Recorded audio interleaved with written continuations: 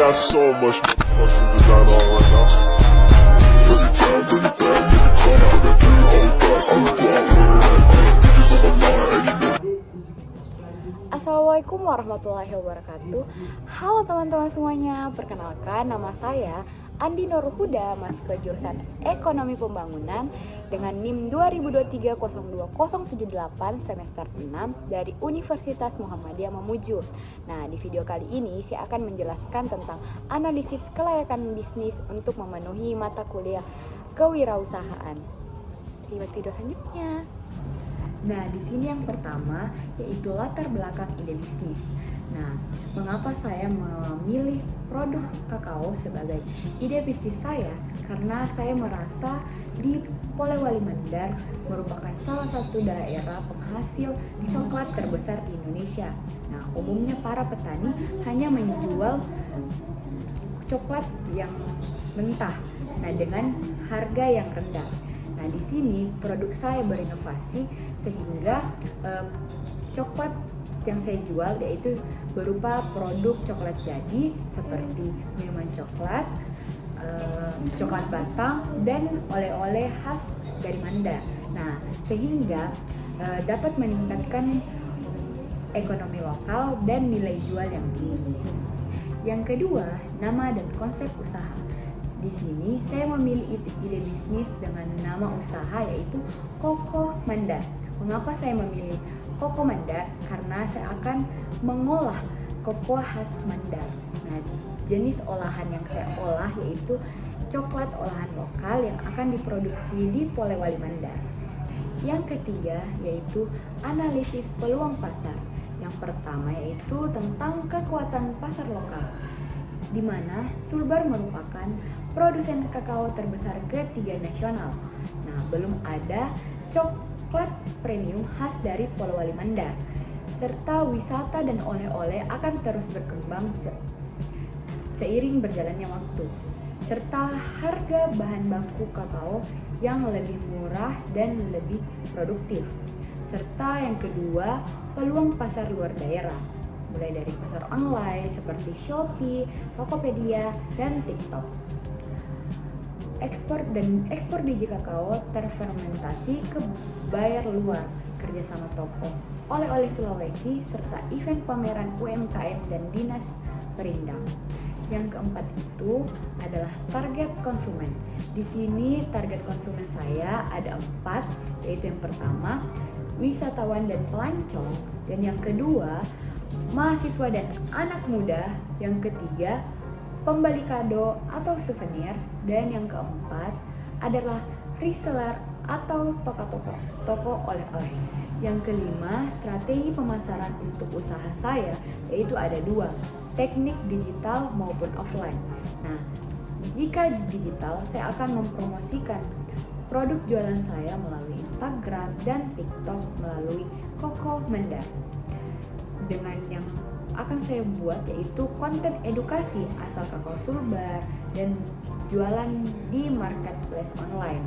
Sedangkan secara online saya akan memasarkan di booth di pasar atau event di kota, kerjasama toko oleh-oleh dari Polewali Mandar, serta kemitraan hotel dan restoran. Dan yang keenam yaitu analisis modal dan biaya usaha saya, yaitu yang pertama ada peralatan produksi seperti mesin kunci, cetakan, dan kemasan dengan estimasi 8 juta. Dan yang kedua, bahan baku awal seperti biji kakao, gula, susu, dan rempah, dan estimasinya itu adalah 3 juta. Yang ketiga, kemasan dan label.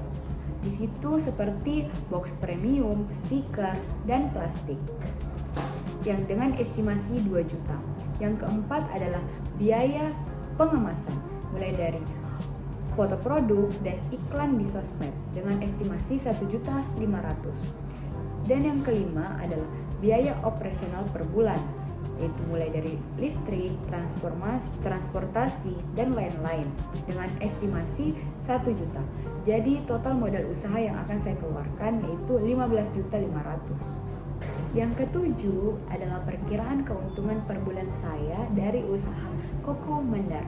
Yang pertama itu tentang perhitungan estimasi penjualan, dimulai dari 150 per pieces, dijual dengan harga 35.000 sehingga keuntungan saya yaitu 5.250.000 dengan HPP bahan baku dan kemasan dengan jumlah 2.100.000 dan biaya operasional adalah 1 juta sehingga laba bersih saya per bulan yaitu 2.150.000 dengan balik modal estimasi kurang lebih 7 bulan. Yang kedelapan adalah analisis SWOT. Yang pertama adalah kekuatan atau strength, yaitu yang pertama bahan baku kakao lebih berlimpah, yang kedua harga produksi lebih murah, yang ketiga produk khas daerah yang unik dan belum pernah ada, dan yang keempat mendukung petani lokal.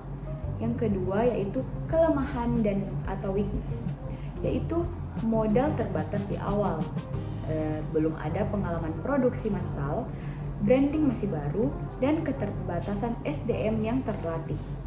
Yang ketiga adalah peluang atau opportunity, yaitu belum ada kompetitor langsung di Polman atau Polewali Mandar, tren produk lokal premium naik, dukungan dinas UMKM Sulbar, dan potensi pasar wisata Sulbar. Dan yang keempat adalah ancaman atau threat, yaitu yang pertama masuknya produk lokal nasional, produk coklat nasional, fluktuasi harga biji kakao, musim panen tidak selalu stabil, dan persaingan oleh-oleh lain. Yang kesembilan adalah kelayakan dan prospek bisnis ke depannya. Nah, dari usaha Cocoa Mandar ini dinilai layak dijalankan karena didukung dari ketersediaan bahan baku kakao yang melimpah di Sulawesi Barat, khususnya di Polewali Mandar. Karena belum adanya pesaing langsung di Polewali Mandar, serta tren konsumen yang semakin menyukai produk lokal yang berkualitas. Dalam 1 hingga 2 tahun ke depan, usaha ini berpotensi berkembang menjadi mitra resmi oleh-oleh khas Sulbar, membuka lapangan kerja lokal, serta berkolaborasi langsung dengan petani kakao untuk rantai pasok yang berkelanjutan. Dengan pengolahan yang baik, Cocoa Mandar dapat menjadi ikon kuliner UMKM Polewali Mandar di Sulawesi Barat.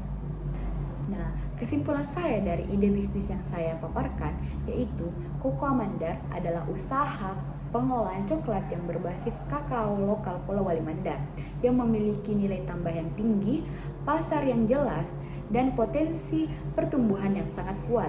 Usaha ini bukan sekedar tugas akademik, tetapi peluang nyata untuk mengangkat nama dan produk unggulan Polewali Mandar di pasar yang lebih luas. Nah, itu teman-teman pemaparan saya mengenai analisis kelayakan bisnis yang telah saya paparkan. Sekian dari saya. Billahi fisabilil haq fastabiqul khairat. Wassalamualaikum warahmatullahi wabarakatuh. Jangan lupa like, comment, and subscribe, and see you next time. Bye bye.